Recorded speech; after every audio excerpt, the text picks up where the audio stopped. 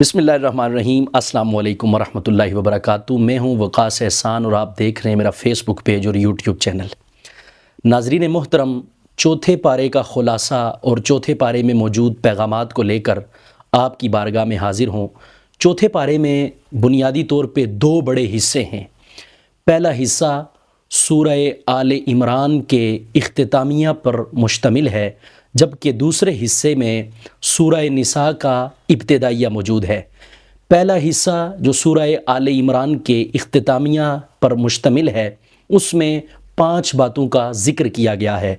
پہلی بات خانہ کعبہ کے فضائل، مقام ابراہیم وغیرہ کا ذکر ہے، اور خانہ کعبہ جو کہ پہلی عبادت گاہ ہے اس روئے زمین پر، اس کے حوالے سے بات کی گئی ہے اور بتایا گیا کہ جو بھی حرم میں داخل ہو جائے اسے امن و امان مل جاتا ہے۔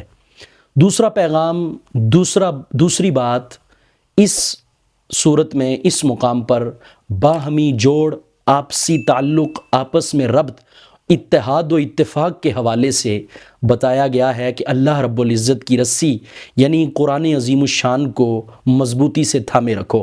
اور یہ جو ایک امت کا تصور ہے جس کے اندر اجتماعیت کا، یگانگت کا، باہمی اتفاق و اتحاد کا ایک پیغام ملتا ہے، وہ بھی اسی مقام پہ ہے۔ جیسے علامہ نے بھی کہا کہ موج ہے دریا میں اور بیرون دریا کچھ نہیں، تو یہ جو دریا کی موج ہے یہ بنیادی طور پہ وہ اجتماعیت ہے، تو اس مقام پہ قرآن نے اس طرف بھی توجہ دلائی ہے۔ تیسری بات جو بتائی گئی، اور وہ اس امت مسلمہ محمدیہ کا ایک خاصہ ہے، ایک خصوصیت ہے، کہ امر بالمعروف و نہی عن المنکر، یعنی یہ جو امت ہے، معروف یعنی یہ بھلائی کا، نیکی کا، اچھائی کا کام خود بھی کرتی ہے، اور یہ دوسروں کو بھی اس کی طرف راغب کرتی ہے، اور برائی کے کاموں سے خود بھی بچتی ہے اور دوسروں کو بھی جو ہے تو اس سے بچاتی ہے۔ تو یہاں پہ ظاہر ہے تبلیغ دین کے حوالے سے بھی یہ مقام بڑی اہمیت کا حامل ہے کہ امر بالمعروف یعنی نیکی کا کام کہنا بھی، کرنا بھی، اور برے کام سے روکنا بھی اور رکنا بھی، یہ اس امت مسلمہ محمدیہ صلی اللہ علیہ وآلہ وسلم کی خصوصیت کے طور پہ ذکر کیا گیا ہے۔ اسی طرح اس مقام پر 3 غزوات جناب نبی کریم صلی اللہ علیہ وآلہ وسلم کی جو جہادی زندگی ہے اس کے حوالے سے 3 غزوات، غزوہ بدر، غزوہ احد اور غزوہ حمراء الاسد کا ذکر بھی کیا گیا ہے۔ اور 5ویں بات کہ کامیاب ہونے کے 4 بنیادی اصول جنہیں صبر، مصابرہ، مرابطہ اور تقوی کہا جاتا ہے، ان کا ذکر کیا گیا ہے۔ چوتھے پارے کے دوسرے حصے میں جو کہ سورہ نساء کے ابتدائی پر مشتمل ہے، اس میں تقریباً 4 باتیں کی گئی ہیں۔ پہلی بات یتیموں کا حق۔ اب اس مقام پہ آپ یہ بات سمجھنے کی کوشش کیجئے گا کہ قرآن عظیم الشان سورہ نساء، اس کی تفہیم اور اس کو سمجھنا ہر مسلمان کے لیے ضروری ہے، اور کسی بھی سوسائٹی کی بہتری کے لیے، معاشرے کی اچھائی اور خوبی کے لیے یہ سورہ مبارکہ بہت بڑے پیمانے پر رہنمائی کرتی ہے۔ چنانچہ پہلی بات یتیموں کے حوالے سے کہ وہ لوگ کہ جو دنیا کے اندر یتیم ہو گئے، جن کے سر سے شفقت پدری اور باپ کا سایہ اٹھ گیا، ان کے سروں پہ دست شفقت اپنے باپ کا نہ رہا، ان کے مال کے حوالے سے متنبہ اور خبردار کیا گیا ہے کہ ان کا مال آپ نے ان تک پہنچانا ہے۔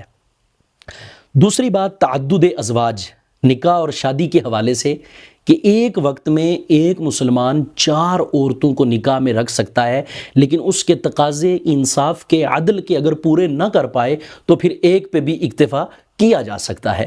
تیسری بات جو اس مقام پہ بیان کی گئی وہ میراث ہے۔